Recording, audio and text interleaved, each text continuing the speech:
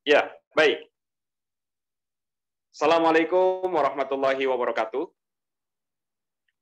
Waalaikumsalam warahmatullahi wabarakatuh.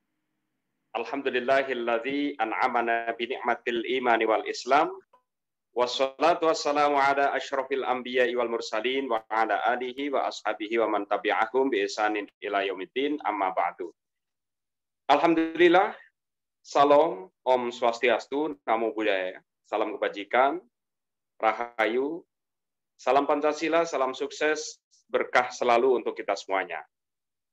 Senang dan bahagia saya Nurul Badrut Tamam bisa kembali hadir, berjumpa, bertemu sekalipun lewat virtual di acara rutin Inspektorat Jenderal Kementerian Agama Republik Indonesia. Pada kali ini adalah di episode yang ke-41, Sharing Humas Kemenak. Dan kesempatan pada siang hari ini kita berharap semuanya, kita dalam keadaan sehat walafiat, lahir dan batin, dan bagi sahabat-sahabat kita yang mungkin sedang sakit atau keluarga kita yang sedang sakit, semoga lekas sembuh dan bisa beraktivitas seperti biasa. Kesempatan pada Jumat kali ini nanti akan ditemani oleh Mbak Nina Safitri. Sudah bergabung ya, Mbak Nina? Sudah, Bapak. Dan narasumber kita yang tiada asing lagi, ini aktif juga di berbagai platform media sosial, baik di IG, terus Facebook, dan lain sebagainya. Ada sahabat saya, Mas Dr. Haji Wildani Hefni. Ini adalah dosen di UIN Jember. Terima kasih sudah bergabung ini.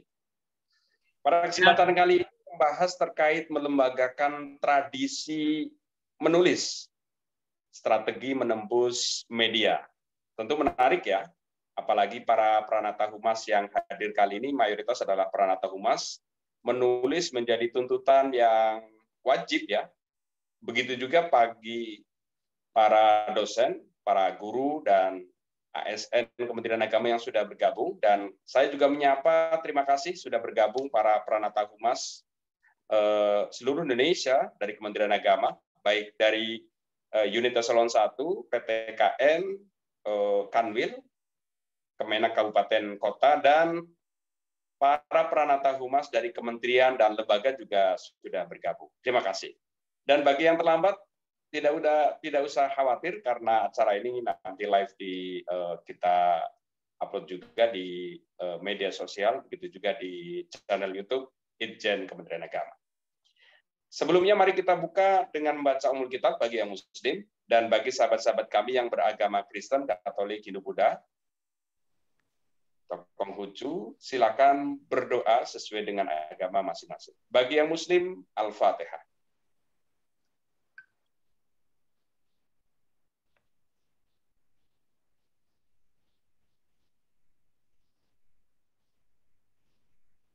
Ya, kita sapa dulu nih narasumber kita. Assalamualaikum Mas Doktor. Waalaikumsalam warahmatullahi wabarakatuh. Semoga kita kebagian berkahnya nih, sahabat-sahabat yang bergabung kali ini yang belum doktor segera menjadi ini S3 semuanya nih.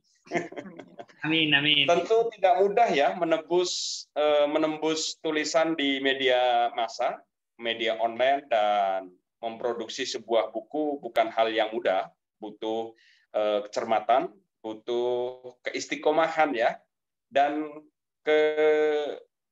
kepiawaian dalam mengelola diri kita untuk aktif dan rutin dalam menulis sebuah gagasan, ide, dicantumkan di berbagai media. Tentu kita akan belajar banyak dari sosok beliau, Mas Dr. Wildani Hefni. Waktu sepenuhnya kita serahkan kepada Mbak Nina Safitri untuk memimpin jalannya acara kali ini. Tentu nanti juga waktunya tidak terbatas nih, bisa sampai sore kayaknya, karena menarik ini. Monggo dilanjutkan. Dari kami cukup sekian, kurang lebihnya mohon maaf. Wallahul muwaffiq ila aqwamit thoriq. Assalamualaikum warahmatullahi wabarakatuh. Dipersilakan Mbak Nina Safitri. Waalaikumsalam warahmatullahi wabarakatuh. Terima kasih atas waktunya, Pak. Bismillahirrahmanirrahim. Assalamualaikum warahmatullahi wabarakatuh. Perkenalkan, nama saya Nina Safitri, pegawai dari Inspektorat Kementerian Agama, yang pada hari ini diberi amanah oleh Pak Nurul sebagai host pada Sharing Humas Kemenak episode 41 dengan tema melembagakan tradisi menulis, strategi menembus media. Terima kasih saya sampaikan kepada Bapak dan Ibu yang telah hadir mengikuti Zoom meeting pada hari ini. Telah hadir narasumber hari ini di tengah-tengah kita, yakni Bapak Dr. Wildan Helmi MA. Assalamualaikum, selamat siang Bapak. Waalaikumsalam warahmatullahi wabarakatuh. Sebelumnya mohon izin membacakan CV Bapak ya. Bapak Dr. Wildan Helmi MA beralamat di Jember ya Pak, dengan pendidikan formal S1-nya di IAIN Wali Songo Semarang, S2 di UIN Syarif Hidayatullah Jakarta, S3 di UIN Syarif Hidayatullah Jakarta juga, Research Fellow di Department of Political and Social Change, Coral Bell School of Asia Pacific Affairs, di Australia National University, Canberra, Australia. Untuk pendidikan non-formalnya, beliau pernah mondok nih, Web, di Pondok Pesantren An-Nuqayah Guluk Sumeneb, Pondok Pesantren Darul Lughah Wadakwah Bangil Pasuruan, Pondok Pesantren Darun Najah Jerakah Semarang. Untuk pekerjaannya, Bapak sebagai dosen pasca sarjana UIN Has Jember, dosen Fakultas Syariah UIN Has Jember, dan Direktur Rumah Moderasi Beragama UIN Has Jember. Dan Bapak juga pernah mendapat penghargaan sebagai penerima penghargaan santri produktif dari Kementerian Agama Republik Indonesia pada tahun 2012 ya Pak. Baik, tanpa berpanjang kata, saya persilahkan untuk Bapak menyampaikan materi pada hari ini Pak. Silahkan untuk menyampaikan materinya Pak. Baik, terima kasih. Bismillahirrahmanirrahim. Assalamualaikum warahmatullahi wabarakatuh. Waalaikumsalam. Alhamdulillahi rabbil alamin wa bihi nasta'in ala umuri dunya waddin. Wassalatu wassalamu ala sayyidina wa habibina wa syafi'ina wa qurrati a'yunina Muhammadin sallallahu alaihi wasallam, khatamin nabiyyin wal mursalin wa ala alihi wa sahbihi ajmain, amma ba'du. Yang sama-sama kita hormati seluruh pimpinan di Inspektorat Jenderal Kementerian Agama, yang sama-sama kita hormati pula Bapak Nurul Badrut Tamam.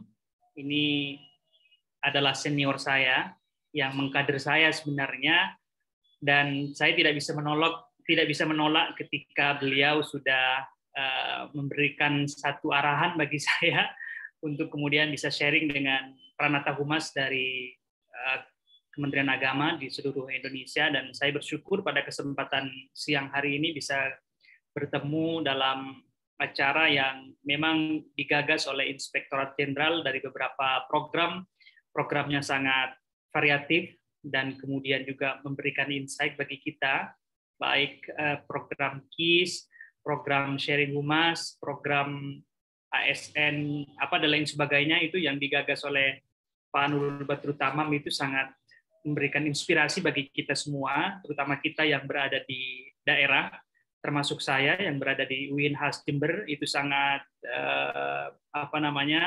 berterima kasih atas program-program yang kontributif memberikan informasi kepada kita semua. Tentu juga semua kita menyampaikan terima kasih kepada Pak Nurul Badrut Tamam. Mudah-mudahan sehat selalu Pak Nurul. Yang saya hormati Ibu atau Mbak ya, Mbak Nina Safitri dari Inspektorat Jenderal Kementerian Agama yang pada siang hari ini sebagai moderator, dan yang saya hormati, yang saya banggakan Bapak-bapak, Ibu-ibu semuanya yang bergabung pada kesempatan siang hari ini. Pertama, saya tidak dalam konteks untuk menggurui, dalam artian memberikan sebuah indoktrinasi bagi Bapak Ibu Pranata Humas dalam hal kegiatan tradisi menulis, atau dalam konteks tradisi klasik disebut dengan tasnif.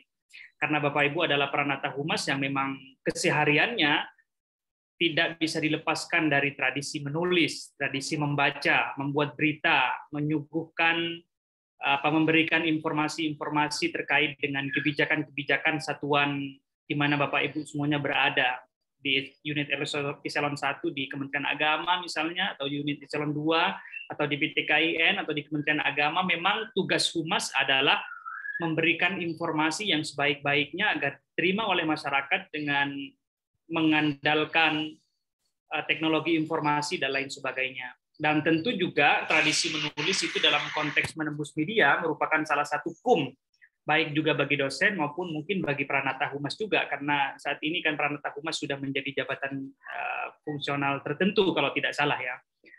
Mudah-mudahan apa yang ingin saya sampaikan itu bisa bermanfaat kepada kita semua, dan nanti sifatnya sharing karena memang judulnya adalah sharing humas, jadi nanti bisa berbagi pengalaman. Tentu menembus media itu tidak hanya sekedar keilmuan yang dimiliki oleh satu person, tapi adalah konsistensi bagaimana kita menjaga ritme untuk bisa menulis. Sama juga orang menyelesaikan skripsi, tesis, disertasi itu kan bagaimana kita diuji konsistensi kita. Apakah kita menyerah di tengah jalan ketika mendapatkan seorang promotor yang sangat killer misalnya. Nah, kalau kita sudah menyerah di tengah jalan, maka kemudian ya tradisi menulis, tasnif, dan lain sebagainya itu hanya akan mengawang-awang gitu saja. Saya izin share materi yang saya siapkan, tidak banyak. Sebentar.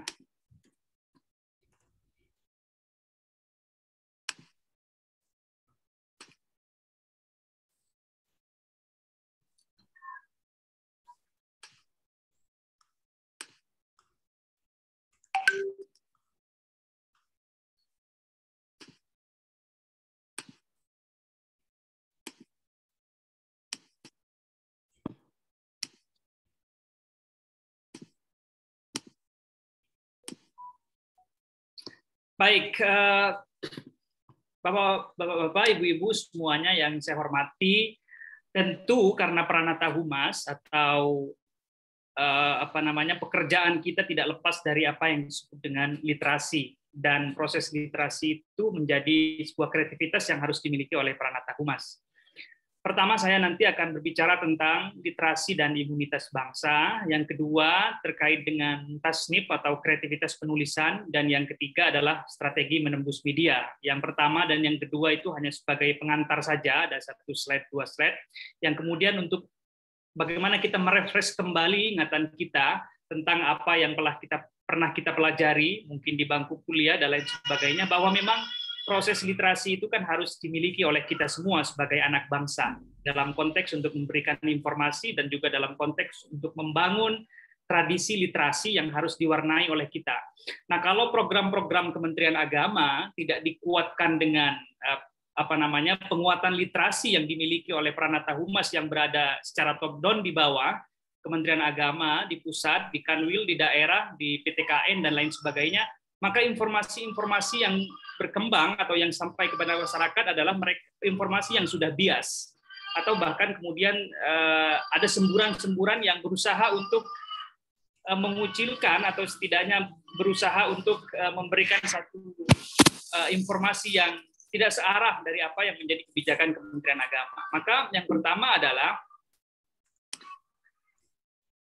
saat ini adalah memang kita masuk dalam pergeseran yang ditandai dengan merebaknya media digital ya, yang memang harus kita kuasai. Video game, visual, yang semuanya itu menggeser sastra lisan. Nah, itu bisa dibaca oleh kita semua dalam buku Empire of Illusion, The End of Literacy and the Triumph of Spectacle. Itu menunjukkan bahwa di mana dunia literasi sekarang menjadi satu kewajiban, keniscayaan bagi kita untuk bisa kita kuasai. Sebagai pengantar, saya hanya ingin memberikan satu ilustrasi bahwa kita sedang berada dalam narasi keilmuan yang terombang-ambing, yang disebut oleh Fuller itu sebagai knowledge as a power game. Jadi kalau kemudian para Pranata Humas itu tidak mampu menyeimbangkan atau memberikan satu counter kepada bias-bias informasi yang terjadi atau bias-bias informasi yang sengaja dipelintir oleh satu golongan atau satu kelompok atau oknum tertentu, misalnya dalam konteks memberikan informasi tentang Kementerian Agama, maka kita terombang-ambing oleh kondisi yang semacam itu. Nah, karena kemudian komitmen kita untuk menulis di media, memberikan informasi di web kita itu sejatinya adalah untuk memberikan satu pernyataan yang menegaskan bahwa ini loh kebijakan Kementerian Agama, baik di pusat maupun di daerah. Misalnya kebijakan tentang moderasi beragama. Nah, itu mengapa kemudian ada mainstreaming moderasi beragama?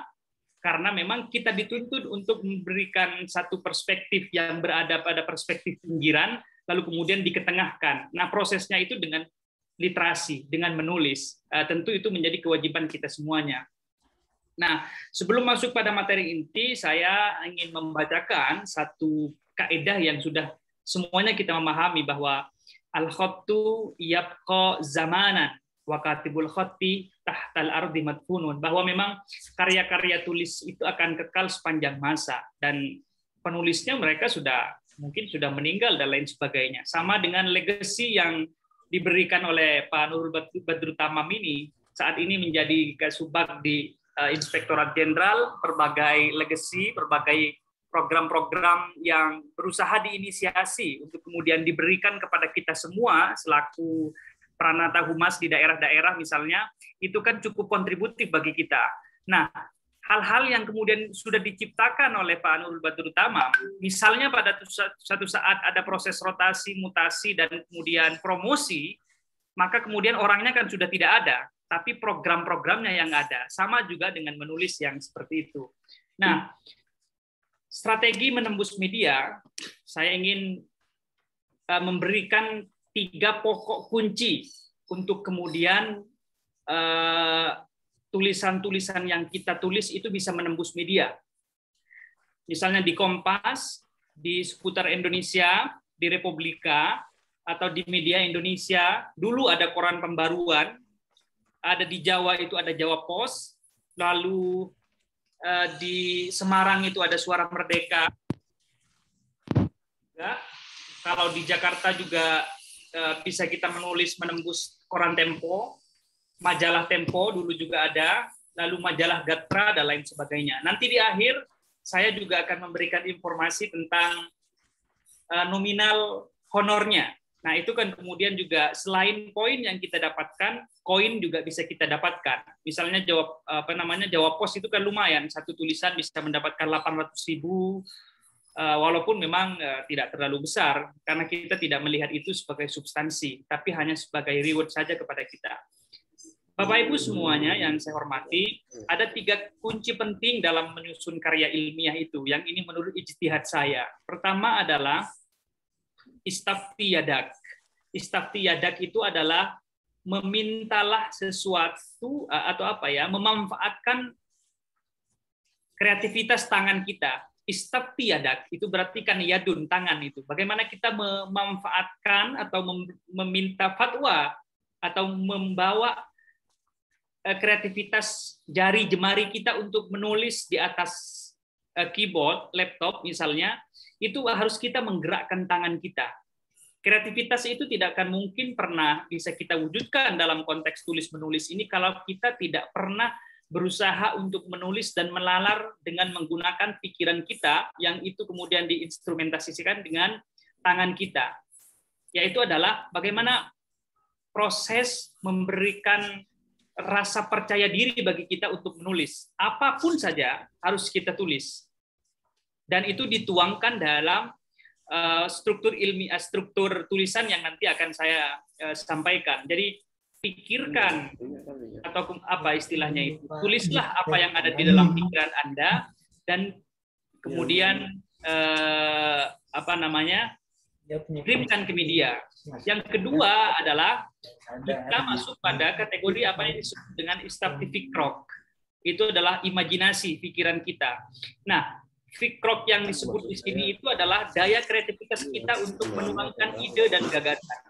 Tidak mungkin kalau kemudian kita menulis, kemampuan menulis itu tidak ditunjang oleh apa yang disebut dengan kemampuan membaca.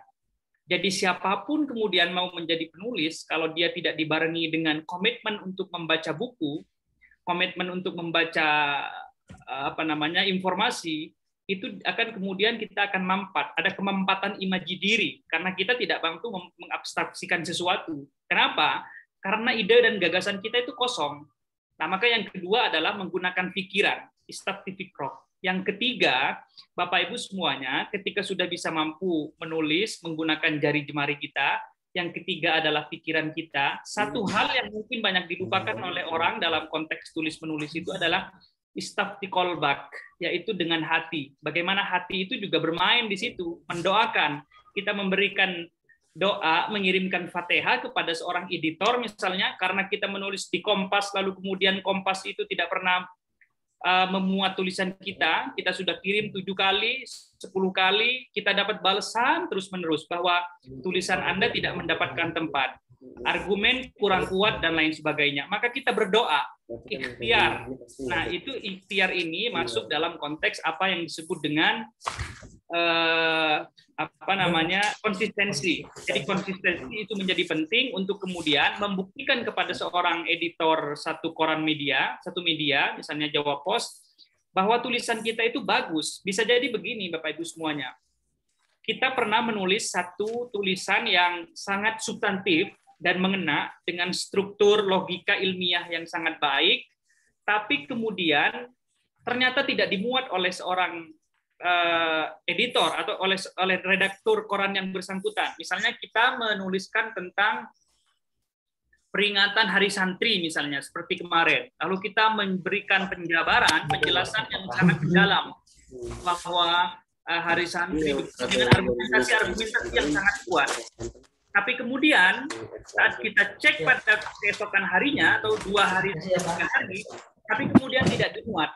Itu bisa jadi bukan karena tulisan kita yang tidak baik, tapi karena banyak hal. Satu sisi, salah satu di antaranya yang ingin saya tunjukkan adalah redaktur ingin menguji konsistensi kita. Jadi kalau hanya tulisan pertama itu bisa jadi tidak dimuat karena memang ini penulis baru.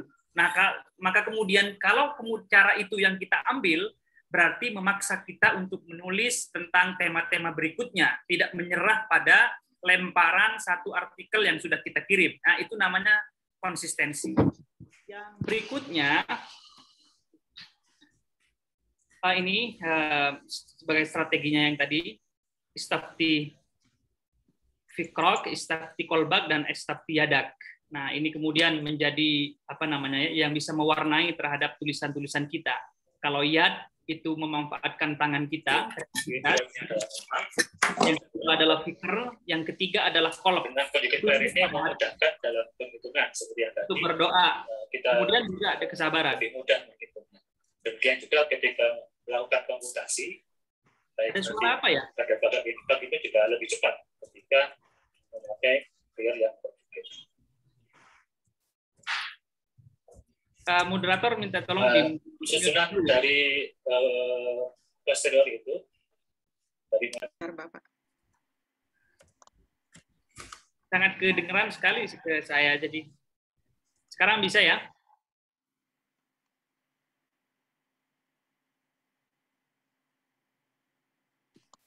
Cek, sekarang bisa ya?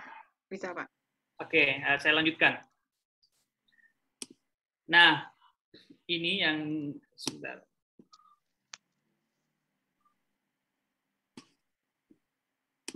Yang ingin saya sampaikan seperti ini. Cara untuk kemudian menulis di koran. Pertama kali, ini hal-hal yang teknis ya, tapi kemudian teknis itu karena banyak yang kemudian tidak diikuti prosedurnya, sehingga kemudian kita salah. Dan memang kalau kesalahan itu terjadi dalam konteks teknis administratif ini, tulisan kita tidak akan pernah dimuat. Nah, saya beberapa waktu yang lalu sempat mendengarkan juga dalam sharing Humas ini yang disampaikan oleh Mas Fathur Rahman Gufron, seorang dosen prolific dari UIN Sunan Kalijaga Yogyakarta yang juga menjelaskan hal ini dengan baik. Pertama adalah kita harus mengupdate alamat email media yang kita tuju. Karena begini Bapak Ibu, alamat email itu yang berada dalam satu media itu tidak mesti permanen. Misalnya di Jawa Pos, itu ada berubah-ubah. Tergantung mungkin selera karena ada kebijakan, mungkin kebijakan internal, atau juga memang ada perubahan manajemen dan lain sebagainya. Jadi kalau kita kemudian mengirim resensi, misalnya resensi buku pada hari weekend, kalau tidak Sabtu, hari Minggu di Jawa Pos itu menyesuaikan dengan redakturnya. Jadi misalnya nama redaktur di dalam rubrik resensi buku itu adalah Tatang, maka di Jawa Pos itu misalnya tatang@jawapos.co.id. Tapi kemudian kalau berubah, misalnya mengganti namanya Muhammad, maka muhammad@jawapos.co.id. Nah, kalau kita kemudian mengirim resensi buku tapi tidak melakukan update alamat email, kita kirim kepada Tatang yang dulu pernah menjadi redaktur pada rubrik resensi, maka tidak akan pernah dimuat karena kita sudah salah menulis email. Jadi kita juga harus membaca korannya secara offline, tidak menggunakan e-paper. Kita mungkin pada satu kesempatan membeli koran itu untuk kemudian kita bisa mengupdate informasi-informasi terkait dengan perubahan email. Pasti itu diberitahukan oleh media-media. Kalau Kompas pasti kemudian juga sudah sangat jelas bahwa ada email yang khusus untuk opini. Tapi kalau media-media yang lain, misalnya Suara Merdeka di Jawa Tengah atau Seputar Indonesia atau Media Indonesia, kalau ada perubahan, maka kemudian kita harus mengikuti terhadap update-update email itu. Yang kedua, ingat batas waktu pemuatan. Nah, ini kemudian untuk menegaskan bahwa tulisan yang sudah mengendap dalam satu media, misalnya di Jawa Pos, itu hanya berlaku 5 hari. Maka jangan sekali-kali kita mengirim tulisan kepada misalnya Jawa Pos, lalu kemudian belum 5 hari kita lempar kepada Kompas atau Media Indonesia. Itu sudah menyalahi prosedur. Maka kemudian disitulah kesabaran itu menjadi penting. Nah, misalnya kita kirim hari Senin, hari Selasa kita cek Jawa Pos tidak ada, jangan kemudian langsung melempar kepada media yang lain. Karena di Jawa Pos itu ada ketentuannya bahwa redaksi yang sudah 5 hari, seperti di sini, saya bacakan di sini, bahwa naskah yang sudah 5 hari diredaksi dan tidak termuat otomatis dianggap kembali ke pengirim. Nah, itu bisa kita kirimkan. Beda lagi dengan Kompas. Kompas itu tidak ada pemberitahuan secara detail, tapi kemudian kalau artikel kita tidak dimuat, akan dikembalikan oleh mereka dengan alasan-alasan yang cukup detail. Nanti saya gambarkan email pengembalian dari Kompas. Beda lagi dengan Republika.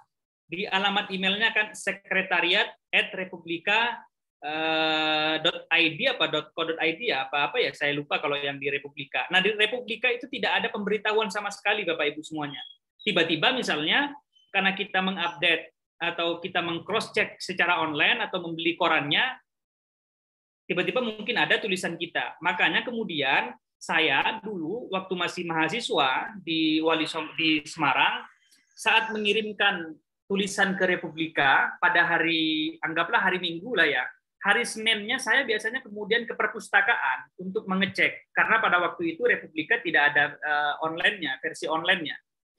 Hari Seninnya kemungkinan tidak ada, hari Selasanya bisa jadi ada. Nah, itu yang kemudian tidak bisa kita tebak apakah dimuat atau tidak. Nah, karena macam-macam media itu berbeda-beda. Kalau Kompas ada pemberitahuan, kalau Jawa Pos sudah 5 hari tidak dimuat, maka sudah kembali kepada kita. Kalau Republika itu tidak ada pemberitahuan sama sekali, baik dimuat maupun tidak dimuat. Kalau Media Indonesia biasanya juga ada. Nah, Jawa Pos kalau pertama kali akan dimuat biasanya akan dikirimkan oleh redakturnya. Yang sangat baik bagi saya dalam konteks memberi tingkat informasi kepada penulis itu adalah Kompas. Di opini Kompas itu mesti ada proses artikel pengembalian. Itu bagi opini. Berbeda lagi dengan rubrik resensi di Kompas dengan book review, dengan ulasan buku. Saya dari 2010 sampai saat ini mungkin ada sekitar puluhan resensi buku di Kompas, tapi prosesnya panjang Bapak Ibu semuanya.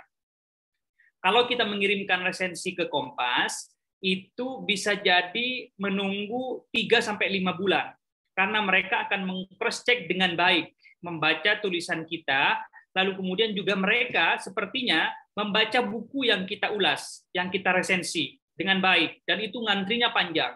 Maka kemudian 3 bulan, baru kemudian ada pemberitahuan. Misalnya tulisan kita dikembalikan dalam rubrik resensi, atau mereka memiliki ketertarikan kepada tulisan resensi kita, tapi masih ada proses revisi-revisi. Nah, itu enaknya. Sama seperti kita mengirimkan artikel ilmiah di Open Journal System itu, ada proses revisi-revisi. Nah, kalau resensi di Kompas itu ada proses revisi-revisi yang seperti itu. Jadi kita kirimkan 3 bulan misalnya, ada pemberitahuan bagi mereka itu menarik, tapi mereka perlu cross-check dan diminta revisi-revisi.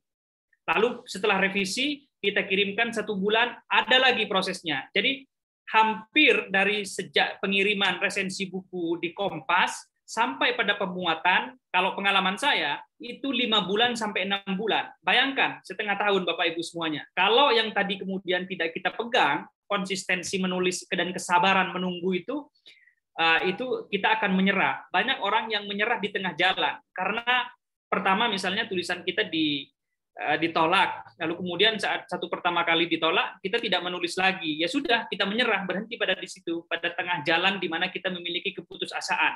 Apalagi dalam resensi buku di Kompas yang memang membutuhkan waktu lama, karena persoalan antri itu. Jadi tidak hanya di pom bensin yang antri, tidak hanya di jalanan yang macet yang antri.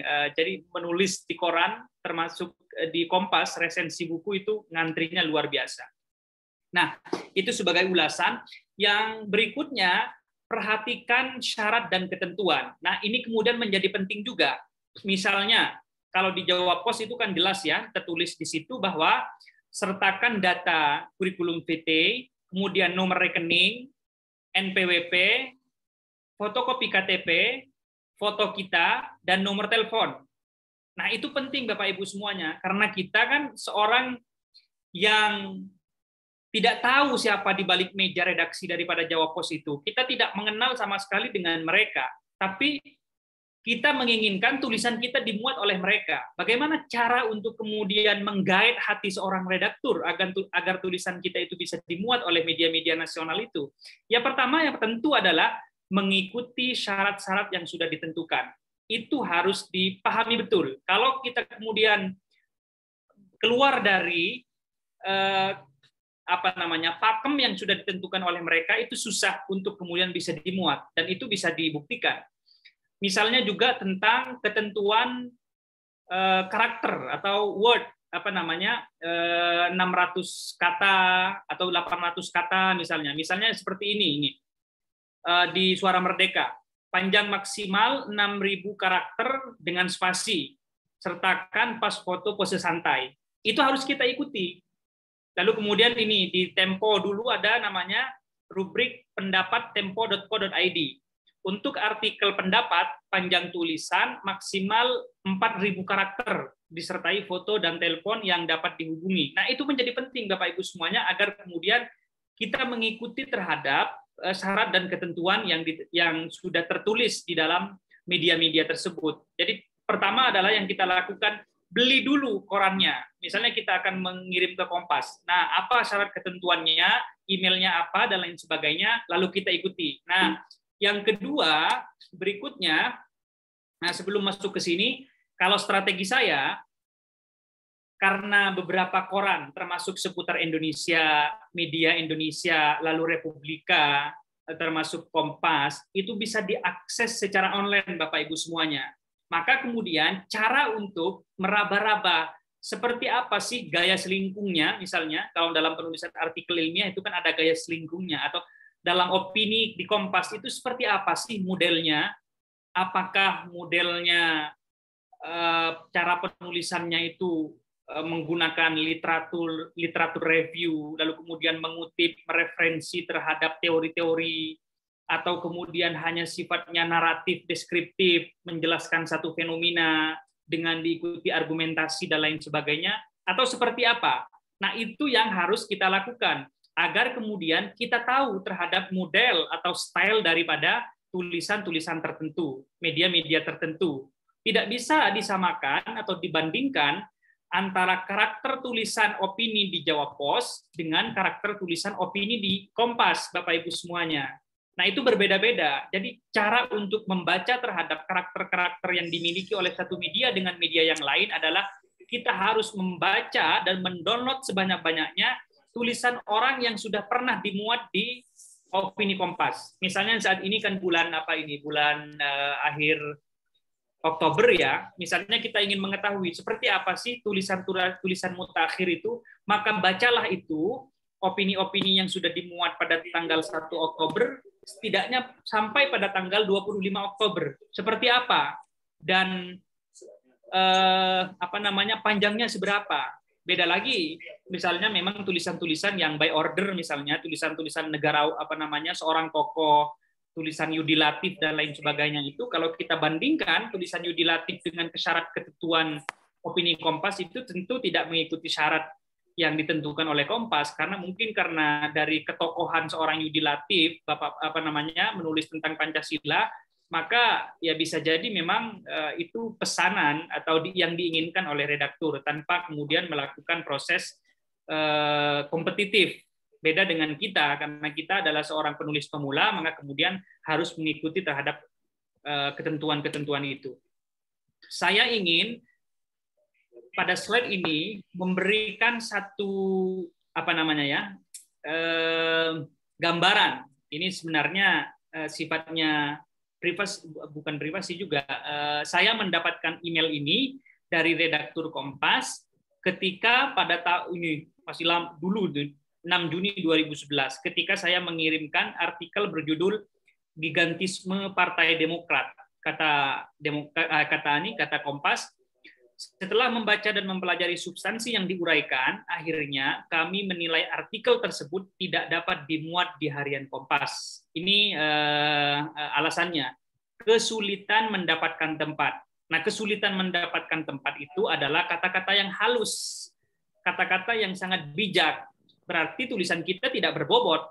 Berarti tulisan saya yang berjudul Gigantisme Partai Demokrat itu tidak sesuai dengan kriteria yang diinginkan oleh Kompas. Bisa jadi argumennya tidak bagus, kemudian cara penyajiannya melompat-lompat, tidak koheren, dan lain sebagainya. Sehingga dia menyimpulkan, oh tulisan ini tidak bisa dimuat di Kompas. Lalu kemudian karena bahasanya yang sangat halus, dipilihlah kesulitan mendapatkan tempat. Nah, catatan ini yang kemudian harus kita perhatikan bersama sebelum nanti masuk pada kiat-kiat atau strateginya, Bapak Ibu semuanya.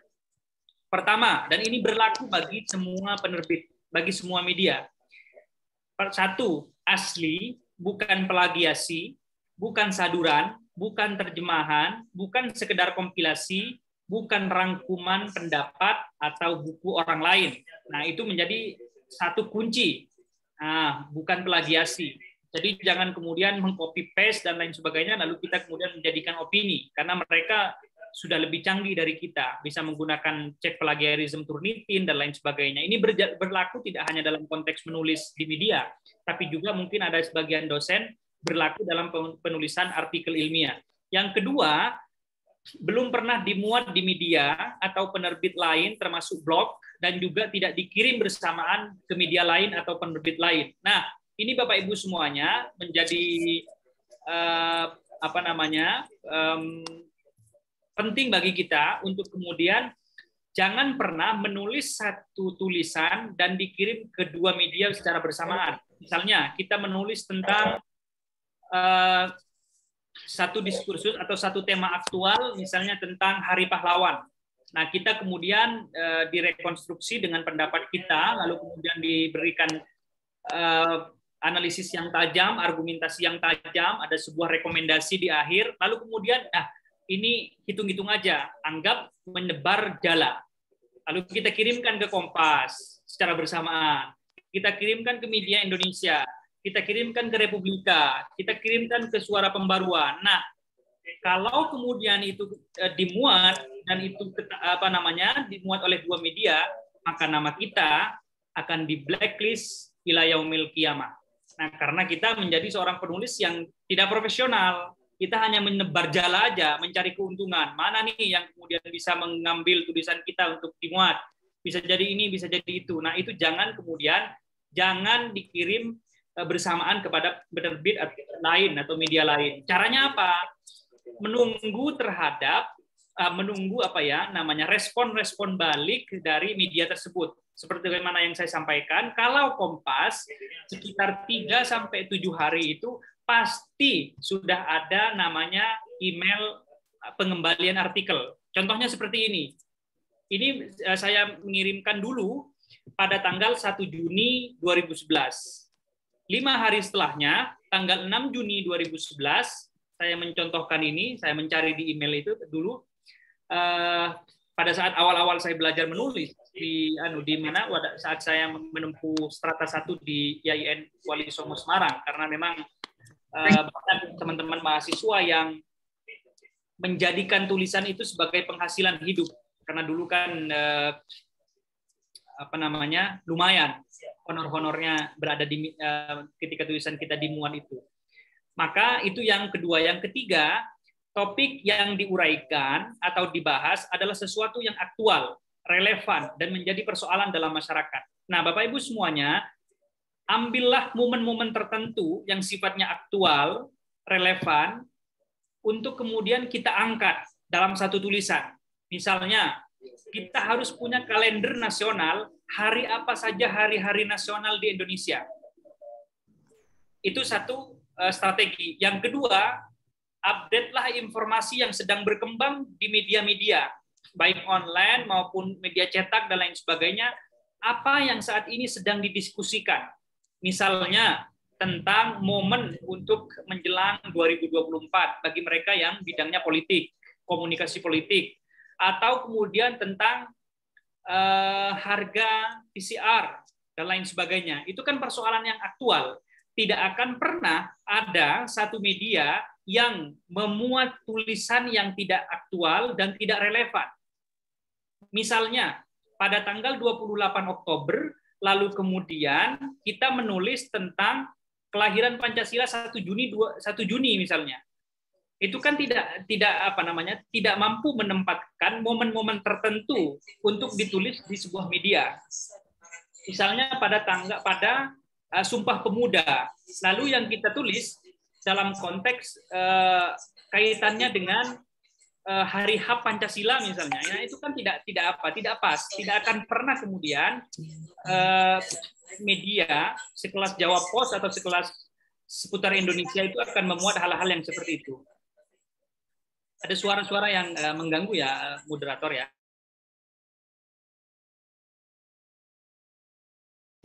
Oke, sekarang kedengaran suara saya ya.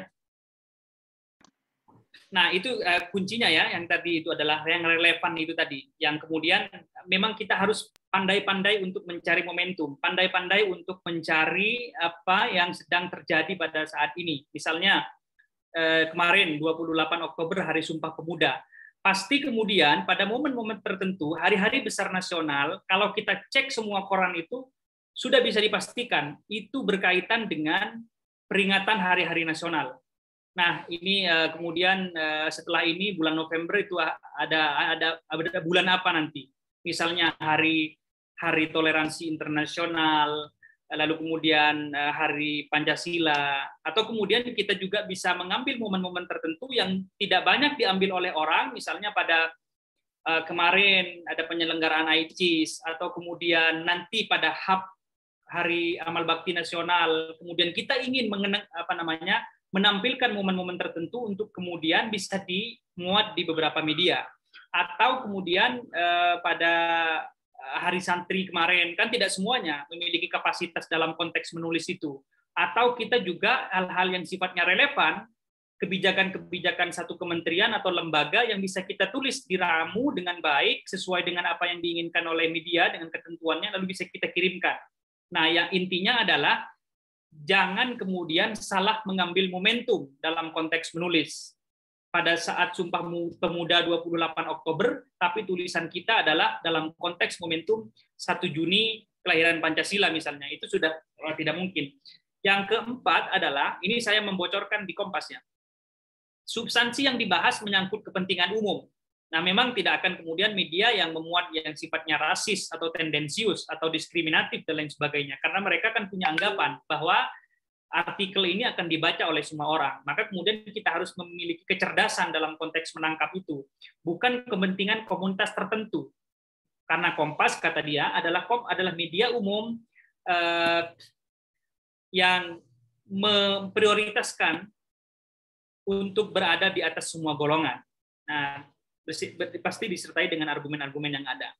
Berikutnya, artikel mengandung hal yang baru yang belum pernah dikemukakan penulis lain, baik informasinya, pandangannya, pencerahannya, pendekatannya, sarannya, rekomendasinya, solusinya, dan lain sebagainya. Itu adalah apa yang kita kenal dengan dalam konteks penulisan karya ilmiah. Artikel jurnal itu kan novelty, ada kebaruannya. Jadi kita menganalisis atau mengangkat tema Hari Santri misalnya. Orang semua sudah tahu bahwa memang Hari Santri itu kemarin misalnya temanya jiwa raga, santri sehat atau jiwa apa ya kemarin Mbak Nina Savitri. Hari Santri temanya kemarin berdaya, berkarya, dan bertumbuh. Iya, itu yang di Kemenak. Oh, santri siaga jiwa raga misalnya. Jiwa raga. Nah, itu. Lalu kita ambil momentumnya dengan mengangkat tema Hari Santri itu dengan sudut pandang yang yang mengandung novelty. Misalnya dalam konteks jiwa raga itu seperti apa dan lain sebagainya. Tapi kalau kemudian sifatnya hanya sekedar mengulang-ulang terhadap ulasan orang lain, itu kan kemudian akan dibaca oleh mereka bahwa ini bukan hal yang baru. Nah, yang berikutnya, uraiannya bisa membuka pemahaman atau pemaknaan baru maupun inspirasi atas suatu masalah atau fenomena. Itu menjadi penting. Apa sebenarnya rekomendasi yang ingin kita berikan dalam konteks yang sangat terbatas itu? Kan sangat terbatas itu, misalnya hanya 700 kata, atau setara dengan 5.000 karakter, atau kemudian di seputar Indonesia itu hanya sekitar 700.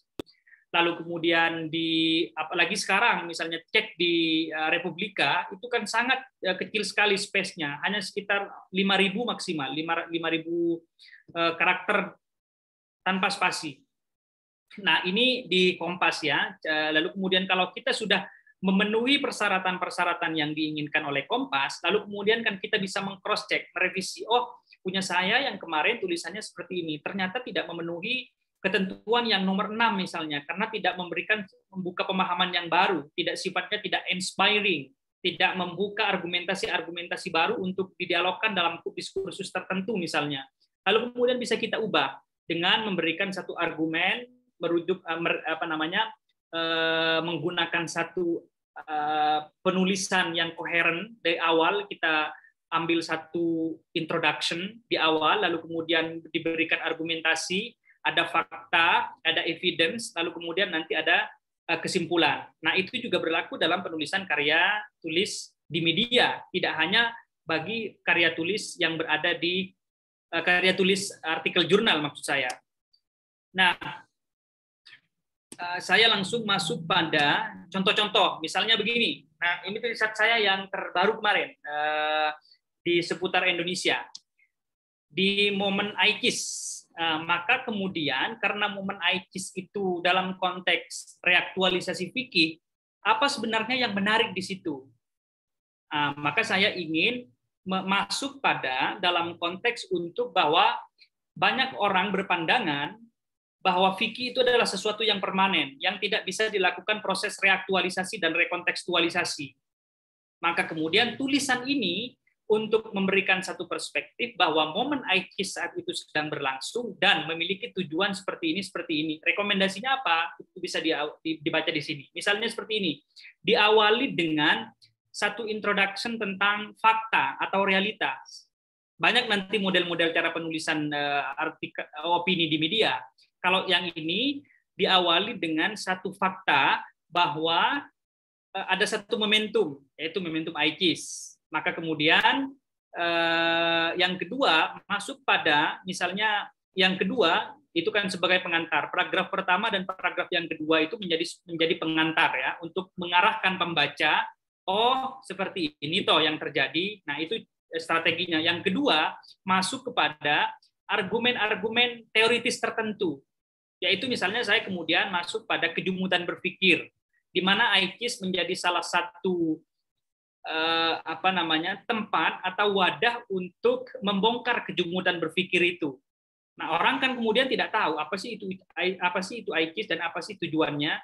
Nah, kalau kita kemudian berhasil mengambil celahnya bahwa ICIS itu kemudian untuk membongkar kejumutan berpikir lewat apa? Maka yang ditawarkan adalah karena temanya pada ICIS itu adalah reaktualisasi fikih, maka adalah yang ingin dikemukakan sebenarnya dengan argumen saya adalah fikih moderasi beragama.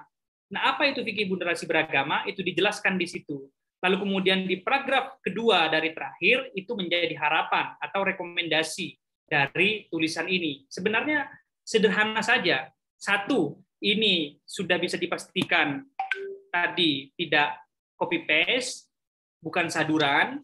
Dan yang kedua, harus ada momentum. Ini kan ada momentumnya, relevan, juga kontekstual, ada argumen-argumennya.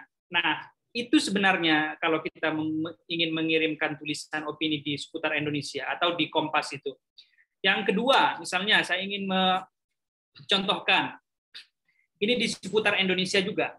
Tapi tentu ini akan terjadi, maksudnya pemuatan ini akan bisa kita wujudkan, akan bisa kita genggam kalau kita sudah mengikuti persyaratan-persyaratan umum yang sudah ditentukan. Persyaratan-persyaratan umum yang sudah ditentukan itu adalah misalnya tadi kita update emailnya, kita tahu karakter, model, style daripada satu media yang kita tuju, lalu kemudian itu sesuai mungkin dengan kapasitas keilmuan kita, background kita. Misalnya sebenarnya untuk memudahkan kita itu, kita menulis disesuaikan dengan background keilmuan kita.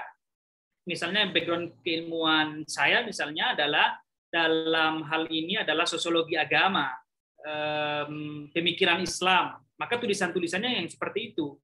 Karena agak aneh kalau dibaca orang, misalnya saya lebih pada menulis pada kaitannya tentang ekonomi misalnya, atau ya ekonomi itu kan sesuatu hal yang berbeda.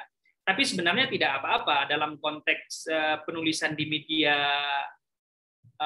media cetak seperti Kompas, seperti Republika. Tapi saya menyarankan saja itu untuk agar disesuaikan dengan background yang dimiliki.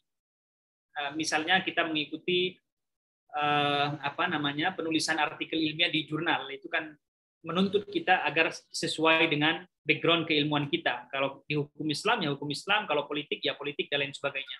Nah, tentu setelah semua persyaratan yang kita ambil tadi yang sudah kita penuhi tadi itu, karakternya sudah disesuaikan, modelnya juga sudah disesuaikan, lalu emailnya sudah benar, kita mencantumkan foto, nomor rekening, NPWP, KTP, dan lain sebagainya. Pokoknya mengikutilah apa yang dipersyaratkan oleh satu media tertentu, maka kemudian saat ini masuk pada substansi tulisannya. Nah, ini kemarin ada momentum Hari Perdamaian Internasional. Nah, Hari Perdamaian Internasional itu pada saat itu adalah dalam konteks untuk meningkatkan solidaritas kemanusiaan pasca pandemi, agar orang semuanya bangun dari tidurnya, dari pandemi, untuk meningkatkan solidaritas kemanusiaan. Saya kasih judul, Solidaritas Global untuk Kemaslahatan Umat. Nah, salah satu strateginya atau salah satu contohnya adalah di awal pada introduction. Introduction itu bisa jadi mengambil fakta dan realitanya yang terjadi, bahwa pada tanggal seperti ini, ada hari ini loh, ada Hari Perdamaian Internasional. Maka kemudian setelah menyelesaikan introduction, kita masuk pada argumen awal dulu. Apa yang ingin kita masuki? Ada celah apa? Ada gap apa? Lalu kemudian kita kasih 2 paragraf untuk memberikan satu argumen bahwa solidaritas global saat ini menemukan momentumnya dengan kondisi kemasyarakatan yang krisis kemanusiaan, krisis ekonomi, politik, dan lain sebagainya. Apa yang ingin kita tampilkan di akhir, rekomendasinya adalah solidaritas global dalam konteks meneguhkan apa yang disebut dengan kemaslahatan dan toleransi. Saya sebut di sini ada maslahah dan samahah. Itu saja sebenarnya poin argumentasinya. Lalu apa di akhir rekomendasinya adalah bahwa Hari Perdamaian Internasional itu menjadi momentum bagi kita untuk membangkitkan tali persaudaraan, ini dan lain sebagainya. Nah, itu sudah sifatnya koheren, memang deskriptif, tapi analisisnya atau narasi yang dimunculkan itu memuat narasi-narasi yang sifatnya argumentatif, karena tidak mungkin satu paragraf dengan paragraf yang lain itu tidak memiliki koherensi. Itu sudah menjadi kunci. Yang kedua, tidak mungkin redaktur itu akan mengambil tulisan untuk dimuat tanpa ada argumentasi yang jelas. Apa sih keinginan para penulis ini? Berikutnya, setelah opini, karena ini yang menjadi penting juga bagi Pranata Humas itu tidak hanya sekedar opini sebenarnya. Ada banyak kesempatan, ada resensi buku, ada cerpen, ada ada cerpen, ada puisi bahkan dijawab pos atau di Kompas dan lain sebagainya. Misalnya resensi buku ini Bapak Ibu semuanya, pada kesempatan ini saya ingin menyampaikan ini sangat baik momentumnya. Manfaatnya juga sangat banyak Bapak Ibu semuanya. Resensi buku atau yang disebut dengan book review atau ulasan buku itu. Satu, pertama adalah meningkatkan kreativitas kita dalam membaca. Tentu membaca itu siapapun setuju akan menambah pengetahuan kita dengan proses membaca. Kita punya buku. Nah, apa yang sudah menjadi hasil bacaan kita tulis di dalam satu review buku. Kekurangannya, kelebihannya, apa sih sebenarnya yang diinginkan oleh penulis itu. Lalu kemudian kita kirimkan ke media, Bapak Ibu semuanya. Misalnya di Jawab Pos, seperti ini. Maka saat tulisan kita itu sudah dimuat di Jawab Pos, resensi buku itu sudah dimuat di Jawab Pos, apa yang menjadi kredit bagi kita? Tentu nama kita akan dibaca oleh orang, sudah pasti itu di media. Yang kedua, kita akan mendapatkan penghargaan atau reward buku dari penerbit. Nah, seperti ini. Ini kan buku terbitan Mizan di Bandung. Saya kasih tahu ke orang Mizan, Mas, buku terbitan Mizan berjudul ini sudah dimuat di Jawa Pos. Saya kirimkan buktinya. Ini buktinya. Nah, kita akan mendapatkan reward dari Jawa Pos, dari Mizan sebagai penerbit, yaitu sekitar 3 sampai 5 buku terbaru mereka dikirimkan ke kita. Sudah untung tuh di situ. Yang kedua, ada penerbit-penerbit buku tertentu memberikan reward berupa honor bagi kita. Misalnya di Mizan atau dulu saya sering meresensi bukunya di Jogja itu Diva Press, walaupun 200-300 itu kan sebenarnya penghargaan bagi kita. Kita tidak tidak sedang mengejar honor itu, tapi kalau kita hitung keberuntungannya atau manfaatnya, satu, kita bisa mendapatkan buku gratis dari penerbit, lalu kemudian juga mendapatkan honor juga dari penerbit. Yang kedua, sudah barang tentu tulisan di Jawa Pos yang seperti ini dimuat ada honornya. Seperti ini honornya 650 potong pajak. Sudah sekitar 630-an. Hanya beberapa paragraf ini Bapak Ibu. 1, 2, 3-nya sekitar ya satu lembar A4 lah gitu. Lalu kemudian kita mendapatkan buku yang terbaru yang diterbitkan oleh Mizan di Bandung. 5 misalnya dikasih ke kita.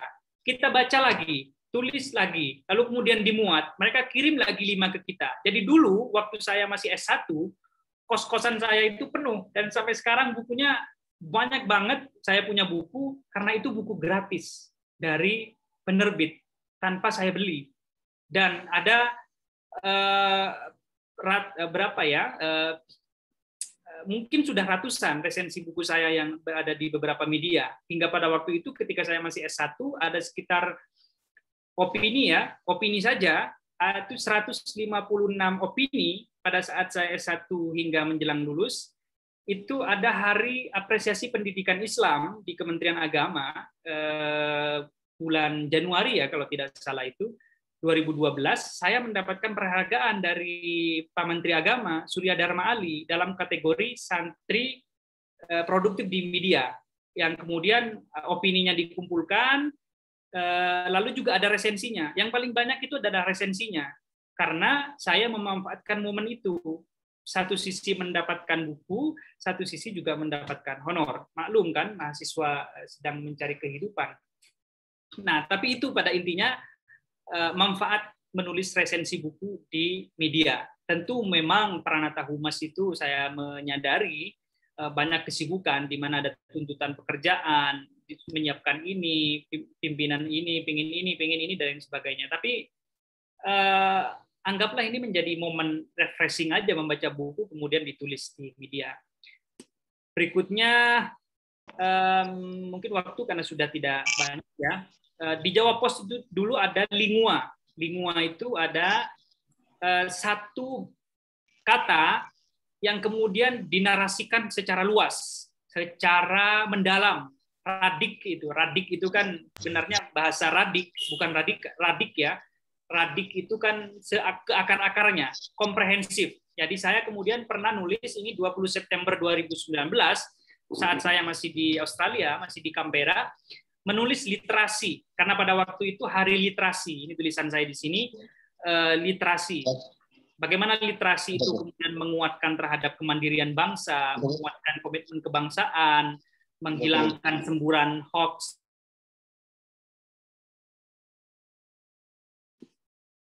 Maka kemudian menulis di literasi itu, dan lumayan karena terbit di halaman paling depan itu, maka kemudian itu ganjarannya besar sekali. Caranya apa untuk bisa tembus ini adalah satu, itu kemudian kita hanya menyuguhkan fakta saja bahwa hari ini adalah hari literasi. Literasi banyak dipahami oleh orang seperti ini, dan lain sebagainya. Lalu kemudian kita buat argumen. Sebagai penutup Bapak Ibu semuanya, yang saya hormati dan saya banggakan, apa sih sebenarnya argumen itu? Mengapa kemudian kita dari tadi mendengar argumen, dan lain sebagainya? Dan ini berlaku tidak hanya dalam konteks menulis opini di media, tapi juga menulis karya tulis ilmiah di jurnal, baik yang bereputasi nasional, internasional, misalnya yang terakreditasi Sinta 234 itu, maupun yang sudah terindeks Scopus, misalnya di beberapa kampus di UIN Jogja, UIN Jakarta, di Kudus, di IAIN Salatiga, di IAIN Madura, di mana lagi, UIN Aceh, Samaroh, dan lain sebagainya. Itu kan kemudian para reviewer itu melihat satu hal saja, argumentasinya itu apa, argumen yang ingin disuguhkan itu apa, apakah argumennya menemukan novel, ada memuat unsur-unsur novelty, atau sekedar hanya mengulang-ulang. Argumen itu begini Bapak Ibu semuanya. Kalau kita menegaskan satu hal, di mana kemudian itu ada gap-nya, lalu kemudian kita tarik pada satu sisi yang berbeda. Misalnya seperti ini. Gimana ya cara untuk mencontohkan? Indonesia adalah negara yang berpenduduk mayoritas Muslim Indonesia. Indonesia adalah negara yang memiliki penduduk mayoritas Muslim. Itu bukan argumen, itu adalah fakta. Evidence. Itu adalah fakta yang memang realitasnya yang seperti itu. Tapi kemudian kalau kita memberikan satu argumen bahwa masyarakat Muslim Indonesia atau Indonesia considering as Indonesia dikenal sebagai negara yang moderat karena di Indonesia memiliki dua pilar organisasi kemasyarakatan, sebutlah NU dan Muhammadiyah misalnya, yang memberikan satu perspektif kebangsaan begini-begini dan lain sebagainya. Itu ada argumen. Jadi argumen pada intinya itu adalah menggabungkan klaim dan evidence. Evidence itu bukti. Misalnya seperti ini juga. Itu yang disebut dengan argumen. Walaupun keran demokrasi di Indonesia dibuka, walaupun keran demokrasi Indonesia terbuka, tapi tidak menjamin bahwa masyarakat atau pendulum keagamaan bergeser kepada arah moderat. Justru pendulum keagamaan bergeser kepada arah konservatisme Islam karena di dalamnya terdapat organisasi-organisasi kemasyarakatan atau elit pemanggul keagamaan yang terpapar pemahaman keislaman transnasional. Nah, jadi satu fakta bahwa di Indonesia itu adalah terbukanya keran demokrasi yang melahirkan kebebasan berpendapat untuk kemudian diharapkan dapat membangun peradaban bangsa, tapi tidak seperti itu. Ada gap yang terjadi. Justru kemudian karena terbukanya keran demokrasi membuka kesempatan bagi beberapa oknum keagamaan yang kemudian mereka keluar dari Indonesia dan mendapatkan pemahaman-pemahaman yang sifatnya transnasional misalnya. Nah, itu kan argumen di situ. Sama juga dalam penulisan tulisan di media itu harus diberikan satu argumen yang menggabungkan antara fakta yang kemudian dibuktikan dengan evidence. Jadi tidak hanya klaim bahwa misalnya Indonesia adalah negara yang berpenduduk masyarakat mayoritas Muslim Indonesia, mayoritas Muslim. Siapa yang tidak tahu? Itu sudah fakta. Nah, fakta itu kemudian diberikan sebuah argumen yang dikuatkan dengan evidence. Nah, itu adalah argumen ya dalam penulisan media, opini di media maupun dalam penulisan artikel ilmiah di jurnal-jurnal nasional maupun internasional. Barangkali itu yang bisa saya sampaikan, Mbak Nina Sapitri. Mohon maaf ya, mungkin terlalu panjang, tapi pada intinya adalah bagaimana kita semua memiliki komitmen untuk sama-sama memberikan informasi yang baik kepada masyarakat sesuai dengan tupoksi kita, kebijakan-kebijakan yang ada, dan pada satu sisi kita dituntut untuk memiliki keterampilan atau kreativitas untuk menyuguhkan, mendedah pemikiran-pemikiran kita yang diimplementasikan atau yang dilakukan dengan penyuburan ide dan wawasan kita, gagasan-gagasan kita di media untuk mewarnai agar tulisan-tulisan di media itu tidak melulu hanya orang-orang ini tertentu saja, tapi kita semua Pranata Humas, siapapun itu, tidak mengenal apakah dia guru besar atau tidak. Semua media saya kira inklusif. Maksudnya walaupun kita penulis pemula, media sekelas Jawa Pos, sekelas Seputar Indonesia, media Indonesia, itu akan menerima tulisan kita. Saya yang pada waktu itu masih S1 tahun 2009, itu sudah bisa menembus Kompas. Nah, itu maka menjadi jawaban bahwa media-media sekelas Kompas, Seputar Indonesia, Jawa Pos itu tidak melihat jabatan atau kedudukan. Siapapun bisa menembus media-media besar.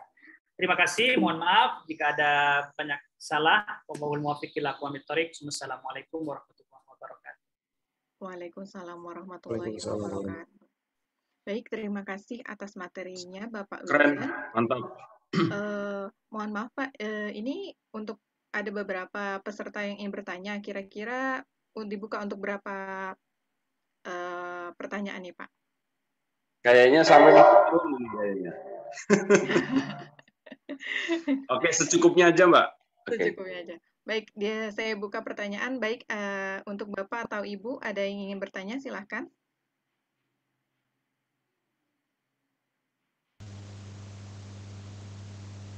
Mas Damar Yulianto tuh.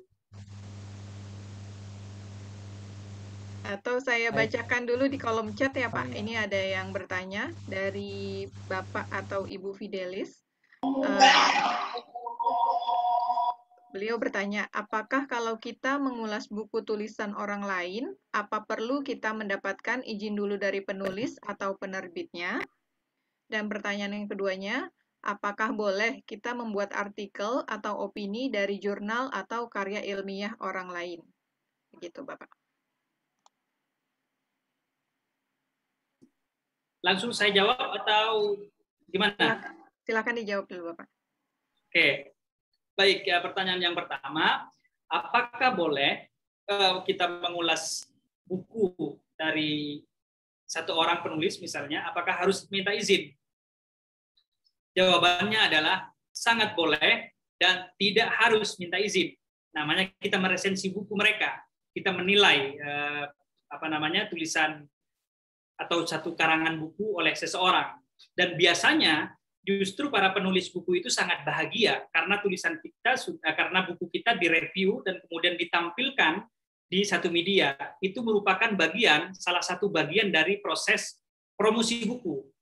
Nah, Bapak Ibu yang saya banggakan, yang saya hormati, ada beberapa media yang memang mendekati para apa istilahnya ya, kalau tukang para presensi buku lah istilahnya ya, para review book, para reviewer book, para orang yang memang menggeluti ulasan buku atau review buku itu untuk kemudian dihubungi. Misalnya begini, saya kasih ulasan. Karena Ahmad misalnya, sebutlah saja Ahmad, orang yang dikenal sebagai seorang prolific dan produktif menulis resensi-resensi buku di Kompas. Itu biasanya ada petugas dari penerbit untuk mengkontak dia. Mas Ahmad, saya dari penerbit ini, saya menawarkan buku ini untuk dikirimkan ke Mas Ahmad untuk sekiranya berkenan menuliskan resensi buku ini. Kata Mas Ahmad, ya tergantung negosiasi kan dengan Mas Ahmad. Nah, itu sekedar contoh. Dulu saya juga didekati sehingga kemudian saya punya banyak kolega dari terutama di Mizan, lalu kemudian dulu ada penerbit namanya di Jogja, yang di Ciputat itu saya lupa, pokoknya Mizan, lalu kemudian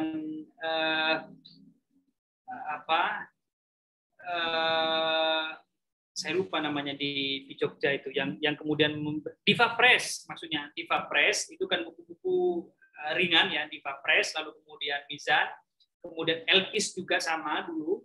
Lalu ada buku yang di Ciputat, saya lupa penerbitnya itu. Itu yang setiap hari, setiap ada buku terbitan baru, mengontak saya untuk mengirimkan buku dengan tujuan agar saya meresensi buku itu tersebut di media nasional. Nah, itu mereka melakukan strategi seperti itu. Maka kemudian Bapak Ibu yang ingin meresensi buku itu tanpa harus izin kepada orangnya. Caranya seperti apa? Pergilah ke Gramedia untuk membeli buku-buku baru. Itu kan ada rak buku, ada rak di Gramedia yang bertuliskan new books misalnya, buku-buku baru yang baru terbit yang sekitar 3 bulanan atau 5 bulanan. Karena karakter meresensi buku itu bukan buku yang sudah melampaui 1 tahun. Saat ini kita 2021 misalnya, lalu kemudian kita meresensi buku-buku terbitan 2019. Nah, itu sudah dianggap buku yang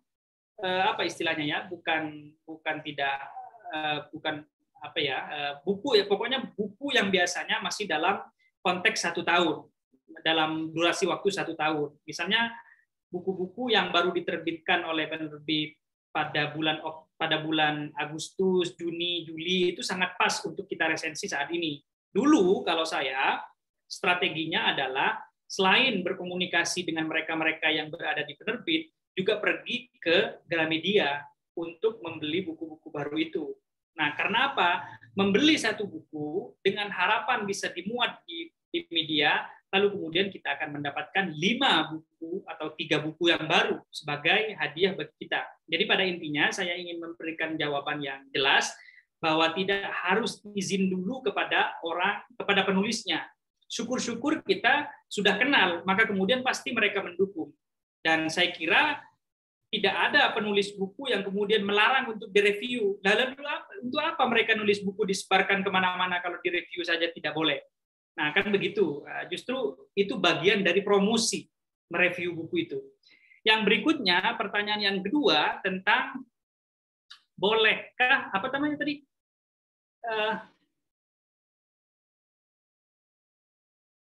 Suaranya nggak ada, Mbak. Apakah boleh kita membuat artikel atau opini dari jurnal atau karya ilmiah orang lain, Pak? Baik, tapi saya kurang mengerti terhadap pertanyaan itu. Maksudnya begini, menyusun opini yang kemudian diambil dari artikel orang lain. Nah, saya tidak memahami skemanya yang seperti apa. Penulisan opini itu, namanya opini kan berasal dari pemikiran kita, ide kita. Bagaimana kita memiliki kreativitas untuk menulis satu tulisan, lalu kemudian disusun dengan argumentatif, koheren, komprehensif, ada introduction-nya, atau bisa jadi kemudian mengambil model banyak model cara untuk menulis opini itu. Pertama, introduction-nya itu bisa kutipan atau quote seseorang misalnya. Kalau Bapak Ibu semuanya misalnya membuka sharing humas yang kemarin, tulisannya Mas Fathur Rahman Gufron itu kan satu tulisan yang dicontohkan adalah tulisan di Kompas yang diawali dengan satu quote atau satu quote itu satu ungkapan dari seorang tokoh misalnya, seorang tokoh Gus Dur atau seorang tokoh Mahatma Gandhi atau siapapun itu bisa dijadikan sebagai introduction di awal.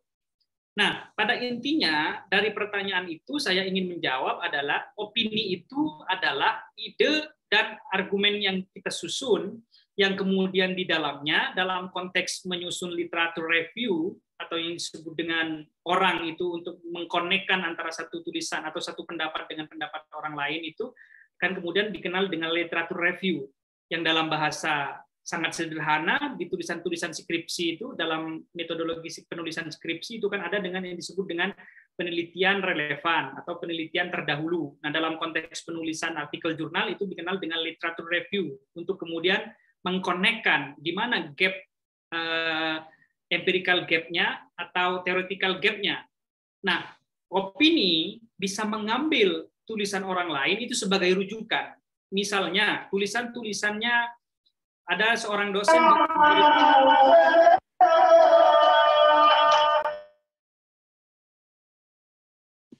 ada tulisan Yudi Latif misalnya yang sering berada di Kompas, atau tulisannya Mas Gun-Gun Herianto di UIN Syarif Hidayatullah Jakarta, dosen komunikasi politik UIN Syarif Hidayatullah Jakarta itu. Tulisannya biasanya merujuk terhadap buku-buku tertentu, buku-buku yang memang komunikasi politik dan lain sebagainya. Tulisan itu bisa kita sandarkan, cara membangun argumen itu kan banyak. Bisa saja merujuk terhadap satu teori, merujuk terhadap satu buku, merujuk terhadap apapun itu, satu fakta atau satu quote dan lain sebagainya. Jadi pada intinya adalah opini itu adalah tulisan kita, bukan kemudian menyadur artikel orang lain untuk kita buat opini. Intinya adalah kalau kemudian argumen-argumen yang disampaikan itu hanya sekedar menyadur pendapat orang lain, ya tentu sangat susah untuk bisa menembus media. Begitu jawabannya, Mbak. Terima kasih atas jawabannya ya, Pak. Mungkin satu pertanyaan lagi saja ya, Pak ya. Silahkan Mas Damar Yulianto. Baik, terima kasih. Izin bertanya, Pak Wildan. Salah satu tips produktif menulis adalah dengan banyak membaca. Nah, saya mau tanya bagaimana tips membaca yang efektif dan efisien, atau bagaimana tips kita menemukan hal yang menarik dari buku yang kita baca untuk selanjutnya kita review atau kita jadikan tulisan seperti itu, Pak. Terima kasih. Baik, terima kasih Mas Damar. Pertanyaan yang sangat baik untuk bisa kita sharing bersama. Dulu pada 2010 ada buku namanya speed reading ya, yang saya gunakan untuk membaca cepat. Nah, pada saat kemudian saya berada di atau belajar academic writing, pada saat berada di Canberra, itu kemudian saya mendapatkan banyak ilmu untuk kemudian mengikuti strategi-strategi apa istilahnya itu ada satu istilah yang kemudian bisa kita ambil dalam konteks untuk mencari poin-poin atau substansi dalam buku. Ada skimming, ada banyak strategi lah pokoknya. Intinya dalam penulisan academic writing itu. Nah, kalau pengalaman saya membaca buku untuk kemudian diniatkan meresensi buku atau mereview buku itu pertama adalah bacalah di situ kata pengantar dan kemudian pengantar penulis, dan yang berikutnya adalah sinopsis. Nah, sinopsis itu kan menjadi bagian kesimpulan daripada isi buku. Tapi jangan kemudian tidak cukup untuk menulis resensi buku hanya sekedar melihat penulis dari kata pengantar atau kemudian sinopsis. Karena sebenarnya kita akan mendapatkan ulasan-ulasan yang menarik untuk bisa kita kaji dalam penulisan resensi buku itu ketika kita membaca semua daripada tulisan yang ada di dalam buku-buku tersebut. Karena begini, Mas Damar, pengalaman saya, dan ini menurut informasi dari editor-editor rubrik resensi buku, terutama di Kompas. Itu banyak orang yang tidak membaca buku secara utuh, dari awal hingga akhir, hanya membaca sinopsis di cover buku yang belakang itu, lalu kemudian dia berhalusinasi atau berimajinasi, mengetik saja kemudian, oh buku ini, seperti ini, dan lain sebagainya. Lalu kemudian dikirim ke media. Kenapa? Karena orang ini malas untuk membeli buku dan malas untuk membaca buku. Itu ketahuan oleh media. Terutama oleh Kompas. Kompas itu, kalau kita mengirim buku, misalnya bukunya Yudi Latif misalnya ya, tentang wawasan Pancasila. Saya pernah meresensi bukunya Ahmad Syafi'i Ma'arif, buku tentang Pancasila pada waktu itu. Lalu kemudian lama prosesnya untuk diterbitkan oleh Kompas karena Kompas sendiri itu membaca dulu buku itu.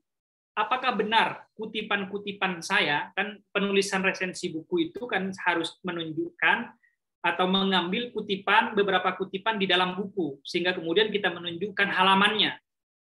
Halaman 92 misalnya. Coba nanti baca beberapa resensi buku ya. Di situ kan menunjukkan dengan jelas bahwa ada kutipan yang kita ambil dari buku tersebut dan kita cantumkan halamannya, halaman 92. Nah, redaktur Kompas dalam konteks redaktur resensi buku itu mengecek benar nggak nomor 92 ini yang benar kita kutip. Tidak hanya itu, kalau Kompas dia membaca secara keseluruhan, lalu kemudian melihat tulisan resensi kita, itu sudah sejalan tidak dengan satu buku itu. Nah, kita tidak bisa main-main kalau menulis resensi buku di Kompas. Karena paragrafnya panjang, argumentasinya harus jelas, dan kemudian kita harus membaca dari awal sampai akhir. Tapi kalau saran saya, kemudian kalau kita memiliki malas yang tinggi itu, tidak memungkinkan untuk membaca satu buku secara keseluruhan yang tebalnya 300 sampai 400 halaman, bacalah di situ selain yang saya sebutkan tadi itu di awal-awal misalnya, tapi tergantung jenis bukunya. Bukunya itu kan banyak yang buku bunga rampai ya. Kalau ada satu tema, misalnya tema tentang ekonomi politik Indonesia, itu ada 20 tulisan misalnya. Nah, itu harus dibaca semuanya kalau itu. Tapi kalau satu penulis, misalnya tentang dekonstruksi tafsir di Indonesia, misalnya tulisannya siapalah misalnya, atau tulisan tentang tentang filsafat, tulisannya Prof. Aksin Wijaya dari Ponorogo misalnya, itu kan satu orang yang menulis, maka kemudian kita harus mengambil satu kesimpulan itu. Sama halnya dengan mereview buku. Jadi Bapak Ibu semuanya yang mungkin ada beberapa dosen, ada artikel, ada jurnal-jurnal yang terindeks Scopus Q1 misalnya, itu di situ ada menu atau rubrik book review-nya. Saya sudah mencoba pada 2019 saat saya masih berada di Australia, menulis buku mereview book review ya pada ASR, ASEAN Studies Review, ASR. Lalu kemudian mengirimkan book review itu menggunakan strategi yang saya gunakan dalam menulis review buku di Indonesia. Berhasil, membutuhkan waktu 7 bulan untuk melakukan proses book review, menerbitkan book review, tentu banyak revisi-revisi di salah satu jurnal yang itu sudah bertaraf internasional karena sudah terindeks Scopus. Jadi banyak hal yang bisa kita lakukan dalam konteks melakukan book review itu. Begitu Mas Damar, pengalaman saya saja ya, sharing atas apa yang telah saya lakukan. Terima kasih. Mungkin ada yang lain, Mbak Moderator, saya kembalikan. Baik, terima kasih Bapak. Sebentar. Cukup ya, Mbak? Cukup saja. Cukup ya, Pak ya? Ya. Baik, Bapak mungkin ada penutup atau apabila beberapa peserta masih ingin bertanya, mungkin bisa menghubungi di mana gitu, Pak? Oh, ya bisa nggak apa-apa di menghubungi lewat apa ya, lewat WA lah. Mungkin barangkali itu lewat WA untuk bisa sekedar melanjutkan proses sharing ini. Tapi pada intinya yang ingin saya sampaikan sebagai statement dari saya itu, mumpung kemudian ini banyak teman-teman Pranata Humas, karena kemampuan kita untuk menulis itu sebenarnya basic kita sudah ada. Wong kita memang pekerjaannya sehari-hari para Pranata Humas itu kan menulis report ya, menulis berita, kegiatan pimpinan kita, menyuguhkan informasi dan lain sebagainya. Pada intinya adalah basic capacity kita itu sudah ada untuk menulis. Tapi apakah kemudian kapasitas yang sudah kita miliki itu searah atau sejalan dengan keinginan kita untuk bisa menembus media? Nah, itu pekerjaan berikutnya, adalah PR berikutnya. Nah, mari melalui momentum ini, mari kita meningkatkan kreativitas kita menulis dengan cara menembus media agar bisa kita mewarnai media-media yang saya sebutkan tadi itu. Karena tidak ada media yang tidak bisa kita tembus. Semuanya bisa kita lalui, dan saya sudah membuktikan itu. Pada awalnya memang susah, karena butuh konsistensi dan kesabaran. Karena semua orang akan mengatakan bahwa tidak ada yang bisa dirubah di dunia ini, kecuali memang Al-Quran dan hadis. Tapi kalau sekalinya koran, media, majalah Gatra, orang pernah menyebutkan majalah Tempo adalah majalah yang paling susah untuk bisa ditempuh, tulisan kita bisa menembus majalah Tempo atau majalah Gatra. Saya masih S1 sudah sering menulis di majalah Gatra. Jadi tidak ada hal yang tidak bisa kita lakukan dengan mengikuti syarat-syarat dan ketentuan yang sudah berlaku, konsistensi, dan 3 hal yang saya sebutkan tadi itu. Istaftifikrok, istaftiyadak, dan istaftikolbak. Yang itu yang paling penting, karena kita harus berdoa sesuai dengan keyakinan kita masing-masing. Barangkali itu sebagai closing statement dari saya. Terima kasih. Assalamualaikum warahmatullahi wabarakatuh. Waalaikumsalam warahmatullahi wabarakatuh. Baik, karena waktu yang sudah terlewat lama, terima kasih atas materi yang telah disampaikan dan juga untuk jawaban-jawaban dari pertanyaan para peserta, Pak. Saya saya sebagai host ingin mengucapkan terima kasih yang sebesar-besarnya karena telah menjadi narasumber pada hari ini. Akhir kata, saya tutup. Assalamualaikum warahmatullahi wabarakatuh. Waalaikumsalam warahmatullahi wabarakatuh. Terima kasih Mas Dokter. Ya, terima kasih Mbak Nina. Dan sekali lagi kami ucapkan terima kasih terutama kepada Pranata Humas dari kementerian atau lembaga yang bergabung juga bersama kita. Jadi bukan hanya Kementerian Agama aja ini Mas. Jadi ilmunya menyebar ke semua para Pranata Humas. Dan bagi Pranata Humas terutama dari kementerian atau lembaga, ini ada dari rumah sakit juga yang pengen sharing untuk menjadi narasumber di acara ini, nanti bisa mengontak ke saya, Nurul Badrut Tamam, atau ke Mbak Adha di 0857 10 19 9958. Saling berbagi ilmu untuk kita semuanya. Terima kasih. Kita tutup bersama dengan hamdalah bersama-sama. Alhamdulillahirabbil alamin. Kurang lebihnya mohon maaf. Wallahul muwaffiq ila aqwamit thoriq. Assalamualaikum warahmatullahi wabarakatuh. Waalaikumsalam. Mas. Waalaikumsalam. Terima kasih Bapak. Salam. Terima kasih Pak Nurul. Kopi di Jember. Ditunggu Mas Kasubag.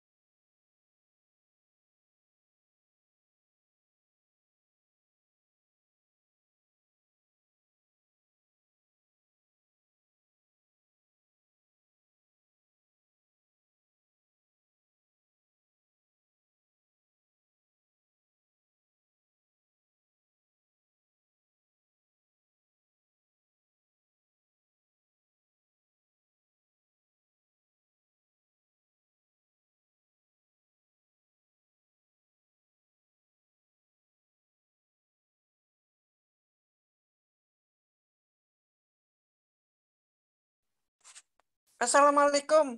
Tadi nomor kontak Ustadznya berapa sih? Untuk nomor kontak Ustadznya tadi yang katanya mau yang bersedia menjadi ini apa pembicara, pemateri.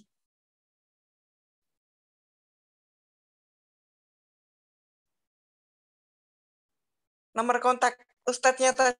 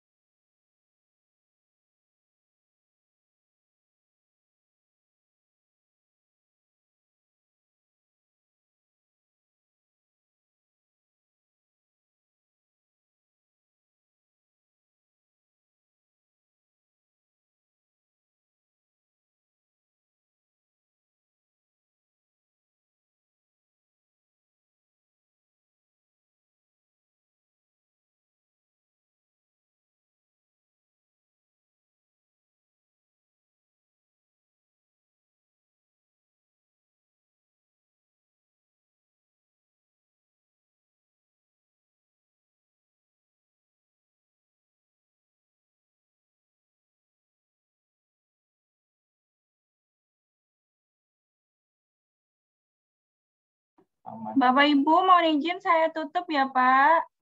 Terima kasih.